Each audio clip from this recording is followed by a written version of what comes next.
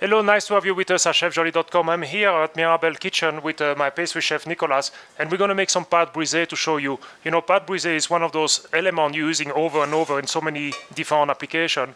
Really good crust for a tart or thing like that. Very simple to do it. That's why I think we want to show you. I mean, we start with like all-purpose flour, to do that, and we're going to add some butter to kind of, pate brisee. What I mean is like really kind of a broken dough in the translation in French. And that's what the butter doing is kind of, make it like, in different layer in there. And when the butter melts in cooking, it kind of give that nice crusty, to the dough. I mean, we already have you're doing by hand because I think that's really the right way to do it. If you're at home, you can use a mixer. The thing you don't want to do with pate brisee is you don't want to over whisk it, because if you over whisk it, it becomes very elastic, and when it becomes elastic, it's very hard to roll him down and to do like a nice shape for your crust.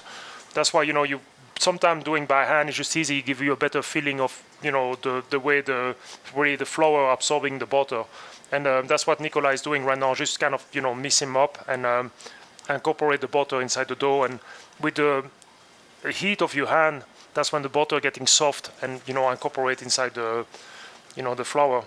I mean, that's almost done. I mean, what I'm going to do when Nicolas is ready and it's all incorporated, I'm going to roll the dough and we're going to show you a little crust, and we're using that to make like a frangipan crust, a lemon tart, like any kind of pie or something like that. It's a great basic dough to use in multiple application. I mean, almost there, Nicolas? Yeah. He's coming around there. Nicolas said, what chef make me do today, But he's coming, that's great. But that's, it take a couple seconds, but that's just the process, to do it, to have it done right, I guess. Yeah. And then we're going to add a little bit water, but you really want to have the butter in the, if you want to add that too early, because otherwise you're just going to, like I say, the butter never going to come inside. And there you're adding the butter to the butter, and there the water to kind of, mix and create that dough feeling, But, really the best way to do it is by hand like that. It's really you can do it in a mixer, but I'm just always afraid over whisk, and after you get very elastic, and that's kind of what you want to stay away from.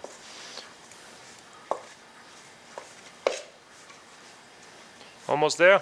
And sometimes, you can add, a little bit sugar into that when you use like for a pastry application, or you cannot if you do like a quiche or something like that. You don't want to add sugar. It's kind of like last minute decision, whatever you're going to use the dough for.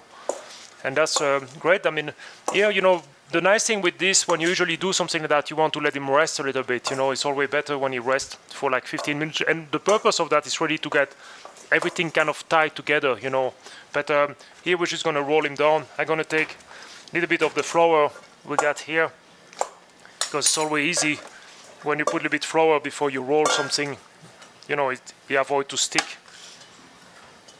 You see, and Nicolas is using his hand just to make sure you get a nice smooth dough.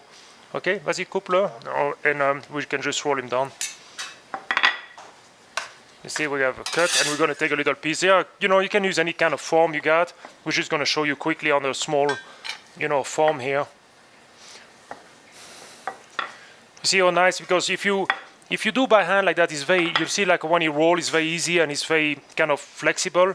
So if you use a mixer and if you over whisk it, you roll him down, it's like come right back, and that's what you want to avoid. You see, now it stay nice, the shape Nicolas gave it to him. And there you doing your crust and just, cut the excess. And you can reuse the excess, you put him back in the form and you reuse for the next one. You see, and that's really what it is. You take it like this and, you just put him in the oven and bake it. And or you just put your dough inside, if you do like a lemon tart or whatever, and just bake it all together.